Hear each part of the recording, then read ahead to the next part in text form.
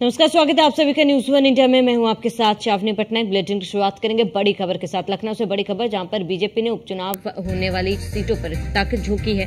बड़ी खबर आपको बता दें, उपचुनाव वाली सीटों पर बीजेपी ने झोंकी ताकत। उपचुनाव की तैयारियों में जुटी बीजेपी।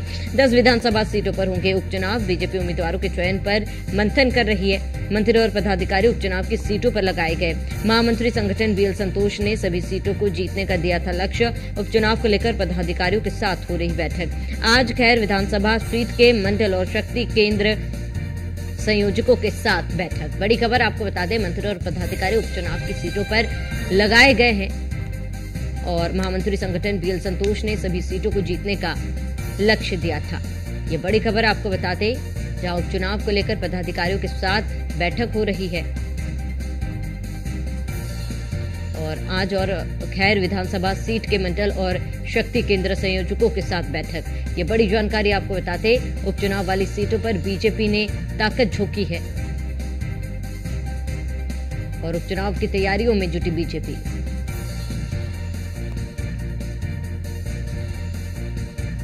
तो बड़ी खबर आपको बता दें, 10 विधानसभा सीटों पर उपचुनाव होंगे। ये बड़ी जानकारी। उपचुनाव की तैयारियों में जुटी बीजेपी। 10 विधानसभा सीटों पर होंगे उपचुनाव।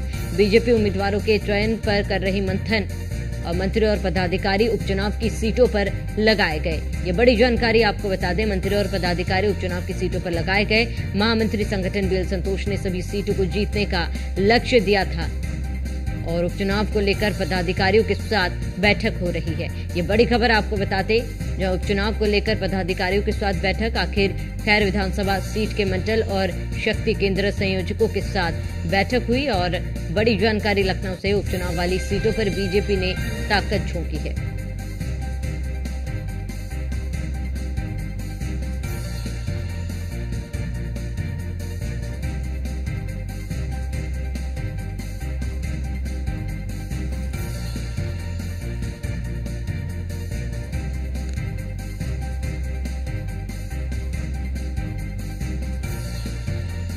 बड़ी खबर आपको बता दें, मंत्री और पदाधिकारी उपचुनाव की सीटों पर लगाए गए और महामंत्री संगठन बीएल संतोष ने सभी सीटों को जीतने का लक्ष्य दिया था।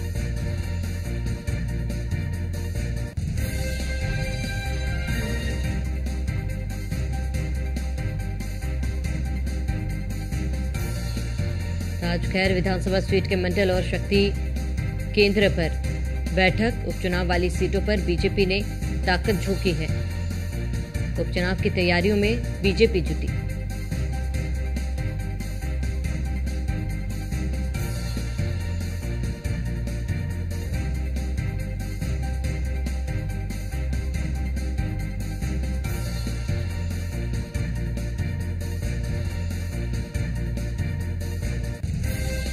अधिक जानकारी के लिए संवाददाता एसके वाजपेयी हमारे साथ जुड़ चुके हैं। एसके वाजपेयी, क्योंकि उपचुनाव होने 10 सीटों पर और ऐसे में बीजेपी पूरे दमखम के साथ मैदान में उतरने के लिए तैयार है। कई बैठकों का दौर जारी, आज भी बैठक होनी है, क्या जानकारी?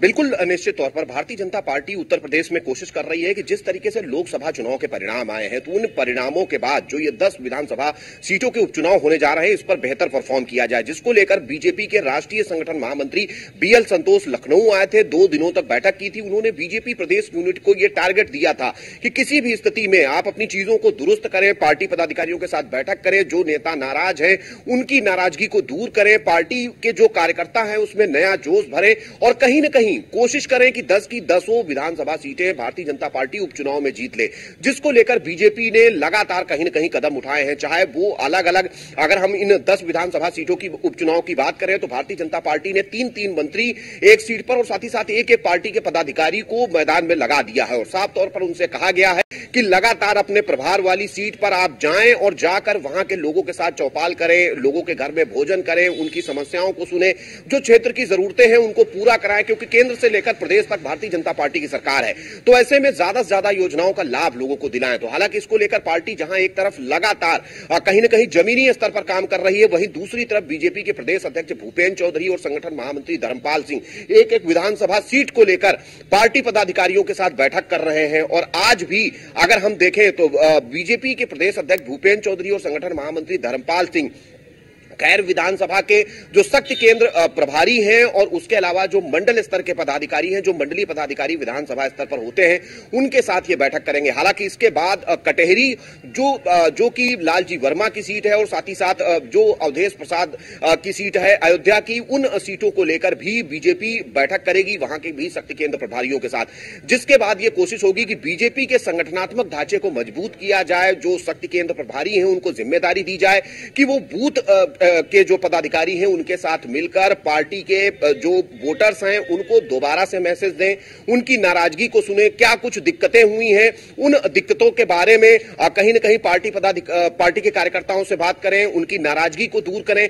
जो लोग पार्टी से कहीं न कहीं दूर हो गए हैं उनको कैसे पार्टी के पास लाया जाए, इन बहुत सारी चीजों को लेकर लगातार मंथन का दौर चल रहा है। तो आज भी जो खैर विधानसभा उपचुनाव है उसको लेकर बीजेपी के प्रदेश अध्यक्ष भूपेंद्र चौधरी और संगठन महामंत्री धर्मपाल सिंह बैठक करने वाले हैं। बिल्कुल इसके बाद पे, क्योंकि देखिए तैयारियां पूरी तमाम पार्टियों की तरफ से देखी जा रही है। जहां पर लोकसभा चुनाव में जिस तरीके के नतीजे सामने आए थे, जाहिर सी बात है बीजेपी इस बार किसी भी तरीके का कोई भी रिस्क नहीं लेना चाहते और इसकी वजह से तमाम तैयारियां जो है बीजेपी की तरफ से की जा रही है।